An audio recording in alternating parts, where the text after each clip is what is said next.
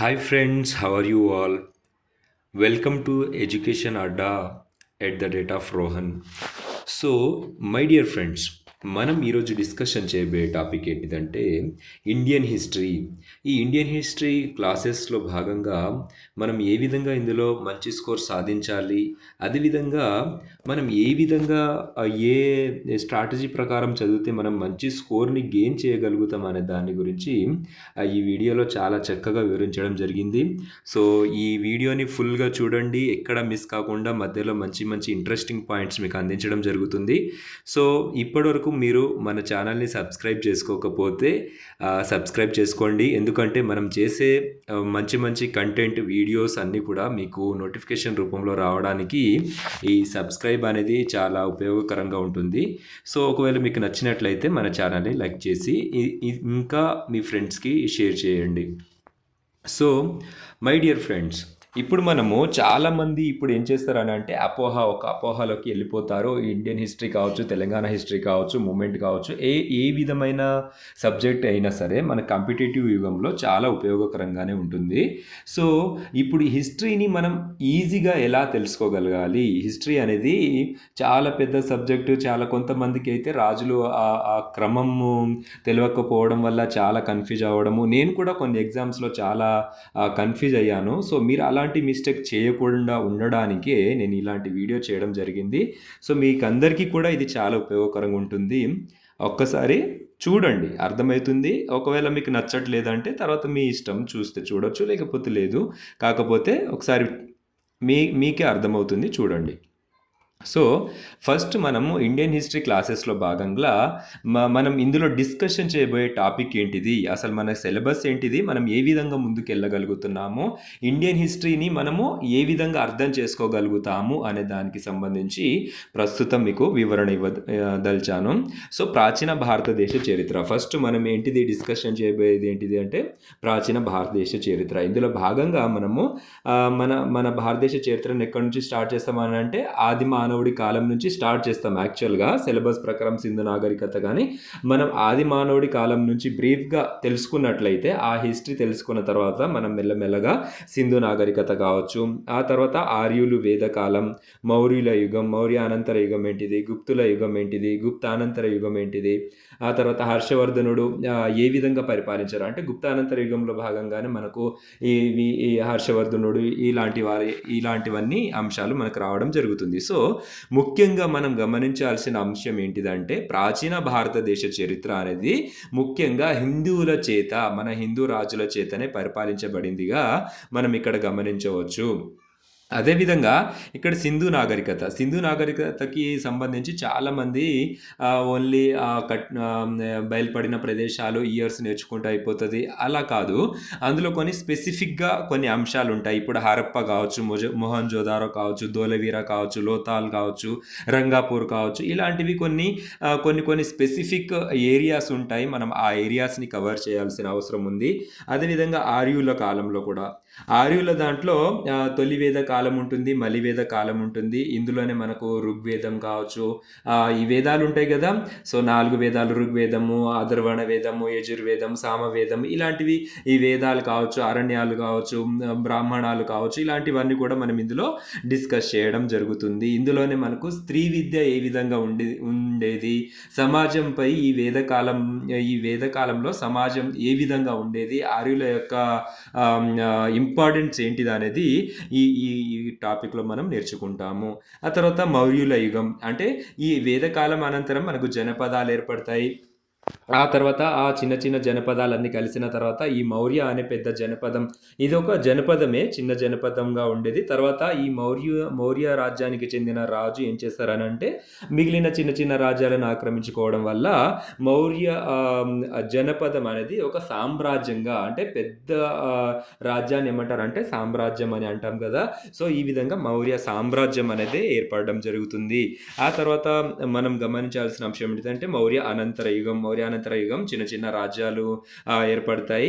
ఆ విధంగా అంటే మౌర్యుల పతనం తర్వాత చిన్న చిన్న రాజ్యాలు ఏర్పడతాయి కదా, ఆ రాజ్యాలు పరిపాలన, ఆ తర్వాత గుప్తులు కావచ్చు, ఆ తర్వాత గుప్తానంతర యుగాన్ని మనం గమనిస్తాము. ఈ విధంగా హర్షవర్ధనుడి కాలం దీన్నే సువర్ణ యుగంగా పేర్కొంటారు. ఈ విధంగా అంటే ఏ విధంగా ఈ హిస్టరీని మనం అర్థం చేసుకోవాలి అనే దాంట్లో భాగంగా మనం సీక్వెన్స్ ఆర్డర్లో ఒక సీక్వెన్స్గా మనం నేర్చుకొని, అదేవిధంగా ఇంటర్లింకింగ్గా ఇప్పుడు ఇండియన్ హిస్టరీ నేర్చుకుంటూనే తెలంగాణలో కావచ్చు, ఏపీలో కావచ్చు, ఏ విధంగా ఇంటర్లింకింగ్ అనమాట అక్కడ ఇండియన్ హిస్టరీలో జరుగుతున్న సందర్భంలోనే ఇటు ఆంధ్రప్రదేశ్లో కానీ తెలంగాణలో కానీ ఏ విధమైన అంశాలు డెవలప్మెంట్ జరిగింది, ఏ విధంగా ఉండేది తెలంగాణ యొక్క ఆర్థిక వ్యవస్థ, ఏ విధంగా ఉండేది సామాజిక వ్యవస్థ ఏ విధంగా ఉండేది, అదేవిధంగా ఏపీ యొక్క ఆర్థిక వ్యవస్థ కావచ్చు, ఏపీ యొక్క సామాజిక వ్యవస్థ కావచ్చు ఏ విధంగా ఉండేది. ఈ విధంగా మనకు ఇండియన్ హిస్టరీలో భాగంగానే మనం తెలంగాణ హిస్టరీ కావచ్చు, అటు ఏపీ హిస్టరీ కావచ్చు, అన్ని రకాల అంశాలను టచ్ చేసే అవకాశం అనేది ఉంటుందన్నమాట. దీని వలన మనకి ఏం జరుగుతుందంటే ఓన్లీ ఇండియన్ హిస్టరీ నేర్చుకుంటున్నామనే భావన కాకుండా అటు తెలంగాణ హిస్టరీ కావచ్చు, ఏపీ హిస్టరీ కూడా మనకు ఆల్ ఏరియాస్ అనేవి కవర్ అవుతున్నట్టుగా మన మైండ్ కూడా మనకు చెప్తూ ఉంటుంది. అదేవిధంగా నెక్స్ట్ టైం మనం ఇండియన్ హిస్టరీ చదివిన తర్వాత మన తెలంగాణ హిస్టరీ కావచ్చు, అటు ఏపీ హిస్టరీ కావచ్చు, ఏ విధమైన అంశాలు చదివినా కూడా ఈజీ అవ్వడం జరుగుతుంది. సో ఇది ప్రాచీన భారతదేశ చరిత్ర, ముఖ్యంగా హిందూ రాజుల చేత పరిపాలించబడిన చరిత్ర. దీనినే ప్రాచీన భారతదేశ చరిత్రగా మనం మన వేలో హిందూ రాజుల చరిత్రగా కూడా పేర్కొనవచ్చు. సో నెక్స్ట్ మధ్యయుగ భారతదేశ చరిత్ర. ఈ మధ్యయుగ భారతదేశ చరిత్రలోనే మనకు ముస్లింల దండయాత్ర స్టార్ట్ అవ్వడం జరుగుతుంది.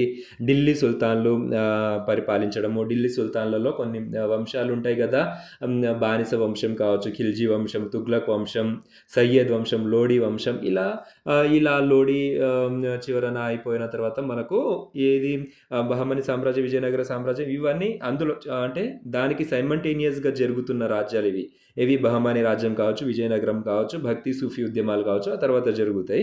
కానీ ఆ లోడీ వంశం పతనానంతరం వచ్చిన రాజ్యం ఏది అంటే మొఘల్ సామ్రాజ్యం. ఈ మొఘల్ సామ్రాజ్యం తర్వాత మనకు ఈ మొఘల్ సామ్రాజ్యానికి ఇంటర్లింక్గా అంటే దానికి రిలేటెడ్గానే మనకు శివాజీ కావచ్చు, పీష్వాలు కావచ్చు, వారి మధ్య జరిగిన యుద్ధాలు కావచ్చు, మొఘల్స్కి కావచ్చు, శివాజీకి అంటే మరాఠాలు, శివాజీ అంటే ముఖ్యంగా మరాఠా ఉంది కదా, సో మరాఠా రాజ్యానికి అధిపతులు రాజులు ఉంటారు కదా, సో పీష్వాలు అనేవారు వారిని. ఈ విధంగా ఈ పీష్వాలకి ఇటు మొఘల్ సామ్రాజ్యానికి మధ్య గల సంబంధాలు ఏంటిది, ఈ విధంగా ఇంటర్లింకింగ్ అనమాట. సో ఈ విధంగా చదివితే మనకు హిస్టరీ అనేది చాలా సులభంగా, చాలా సమర్థవంతంగా మనకు మంచి స్కోర్ చేసే అవకాశం ఉంటుంది. అదేవిధంగా ఆధునిక భారతదేశ చరిత్ర, ఇది చాలా చాలా ఇంపార్టెంట్ అండి. సో ప్రాచీన భారతదేశ చరిత్ర, మధ్యయుగ భారతదేశ చరిత్రతో పాటు ఆధునిక భారతదేశ చరిత్ర, ఇప్పుడు మనం మధ్యయుగ భారతదేశ చరిత్ర అన్నాం కదా, సో ఈ మధ్యయుగ భారతదేశ చరిత్ర ఉంది కదా, ఇది ముస్లింలు పరిపాలించినట్టుగా పేర్కొనవచ్చు. ఎందుకంటే ఇందులో అన్ని రాజ్యాలు దాదాపుగా ముస్లింలే పరిపాలిస్తాయి. సో మధ్యయుగ భారతదేశ చరిత్రని ముస్లింలే పరిపాలిస్తాయి దాదాపుగా, కాబట్టి దీన్ని ముస్లింల యుగం అని కూడా చెప్పవచ్చు, ఇస్లామిక్ యుగం అని కూడా చెప్పడం జరుగుతుంది. సో నెక్స్ట్ ఆధునిక భారతదేశ చరిత్రని మనము బ్రిటిషర్స్ అనమాట, క్రైస్తవులు పరిపాలిస్తారు ఎక్కువగా. సో ఇందులో భాగంగానే యూరోపియన్ల రాక కావచ్చు, యూరోపియన్స్ వస్తారు, బ్రిటిష్ వాళ్ళు, అదే డచ్, డేన్స్ వీళ్ళందరూ ఉన్నారు కదా, పోర్చుగీస్, ఫ్రెంచ్, వీళ్ళందరూ రావడం జరుగుతుంది. వారు మన భారతదేశాన్ని ఏ విధంగా ఆక్రమణ చేశారు, సామాజిక సాంస్కృతిక పునరుజ్జీవనం ఏ విధంగా జరిగింది అంటే ఆ కాలంలోనే ఈ మన రాజా రామ్మోహన్ రాయ్ కావచ్చు, జ్యోతి బాపులే కావచ్చు, చాలా మంచి మంచి ఉద్యమకారులు ఉన్నారు కదా, సామాజిక సంస్కర్తలు ఉన్నారు కదా, సో అలాంటి సామాజిక సంస్కర్తల యొక్క గొప్పతనం గురించి తెలుసుకుంటాము. అదేవిధంగా కుల, న్యాయ, ఆత్మగౌరవ ఉద్యమాలు అంటే చాలా ఉన్నాయండి. కుల ఉద్యమాలు ఉన్నాయి, ఆత్మగౌరవ ఉద్యమాలు ఉన్నాయి, న్యాయ పోరాటం చేశారు మన వాళ్ళు చాలా. అంటే అప్పట్లో అణగారిన బడుగు బలహీన వర్గాలందరూ కూడా వారే కాకుండా ఇంకా ఆ బడుగు బలహీన వర్గాలు పడే బాధలను తట్టుకోలేక ఇంకా మిగిలిన కులాల వారు కూడా సపోర్ట్ చేయడంతో ఉద్యమాలు బాగా ఉధృతంగా జరిగాయి. సో తద్వారా మన ఇంకా గమనిస్తే ఇక్కడ రైతు, పౌర, గిరిజన తిరుగుబాట్లు కావచ్చు. అదేవిధంగా తర్వాత 1857 తిరుగుబాటు, దీనినే సిపాయిల తిరుగుబాటు అని అంటాము. ఈ 1857 తిరుగుబాటు అనేది చాలా ముఖ్యమైన ఘట్టంగా చెప్తాం మనము. ఆ తర్వాత జాతీయోద్యమం ఏ విధంగా జరిగింది, ఆ అంశాలు కావచ్చు. గవర్నర్ జనరల్ల యుగం అంటే గవర్నర్ జనరల్లు మనల్ని ఏ గవర్నర్ ఏ కాలంలో ఏ విధంగా పరిపాలించారు, వారి యొక్క ప్రాముఖ్యత ఏంటిది అంటే హిస్టరీలో భాగంగానే, అంటే యూరోపియన్ల రాకలో భాగంగానే మనము గవర్నర్లను డిస్కషన్ చేసుకుంటాం ఆల్రెడీ. కాకపోతే ఇక్కడ మళ్ళీ గవర్నర్ జనరల్ యుగం అని నేను ఎందుకు పెట్టానంటే ఇక్కడ స్పెసిఫిక్గా ఏ గవర్నర్, ఇప్పుడు కొంతమంది గవర్నర్లు ఉంటారు, విలియం బెంటిక్ కావచ్చు, ఆ తర్వాత లార్డ్ డల్హౌసీ కావచ్చు, లార్డ్ కానింగ్ కావచ్చు, వీరికి సంబంధించి కొన్ని ప్రత్యేకతలు ఉంటాయి. సో ఈ ప్రత్యేకతలు ఏంటిది, మన దేశానికి సంబంధించి వారు చేసిన గొప్పతనం ఏంటిది అనే దానికి గురించి కూడా మనం ఇక్కడ డిస్కషన్ చేసుకుంటే ఎగ్జామ్ పాయింట్ ఆఫ్ వ్యూలో మనకు చాలా ఉపయోగకరంగా ఉంటుంది. అదేవిధంగా భారత జాతీయ కాంగ్రెస్ మన దేశానికి స్వాతంత్రం రావడానికి ముఖ్య పాత్ర పోషించింది అప్పట్లో భారత జాతీయ కాంగ్రెస్. ఈ విధంగా అనేక మంది నాయకులు, అనేక మంది పోరాట యోధులతో మన భారతదేశానికి స్వాతంత్రం రావడం జరిగింది. సో నెక్స్ట్ ఇక్కడ నేను పాయింట్ ఇంకా వీడియో లెంత్గా అవుతుందని కింద పాయింట్ మెన్షన్ చేయలేదు, కానీ భారతదేశ స్వాతంత్రోద్యమ చరిత్ర కూడా మనం కింద పేర్కొంటే అయిపోతుంది. సో ఈ విధంగా మనం భారతదేశ చరిత్రను 3 భాగాలుగా డివైడ్ చేశాము. ఒకటేమో ప్రాచీన భారతదేశ చరిత్ర, ఇంకొకటి మధ్యయుగ భారతదేశ చరిత్ర, థర్డ్ వన్ ఆధునిక భారతదేశ చరిత్ర.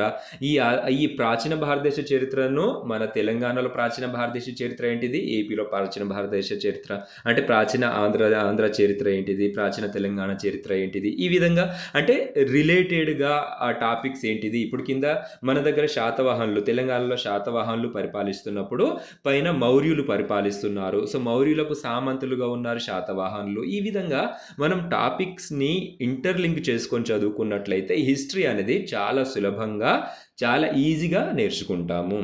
సో ఇది మై డియర్ ఫ్రెండ్స్, మనం ఈరోజు మన భారతదేశ చరిత్రకి సంబంధించిన సిలబస్ని చాలా క్లుప్తంగా, చాలా వీడియోని కూడా లెంత్గా కాకుండా చాలా సమగ్రంగా మీకు వివరణ ఇవ్వడం జరిగింది. సో మన క్లాసెస్ అనేవి డైలీ మీకు అప్లోడ్ చేయడం జరుగుతుంది. మీరు ఇంకా మన ఛానల్ని సబ్స్క్రైబ్ చేసుకోకపోతే సబ్స్క్రైబ్ చేసుకోండి. అదేవిధంగా నోటిఫికేషన్ బెల్ ఐకాన్ని క్లిక్ చేయండి. అలా చేయడం వల్ల మనం చేసే ప్రతి వీడియోను మీకు నోటిఫికేషన్ రూపంలో వస్తుంది. మీరు ఎప్పుడైనా ఆ ఛానల్ని చూసి ఆ వీడియోని చూడడం ద్వారా మీకు చాలా యూస్ఫుల్గా ఉంటుంది.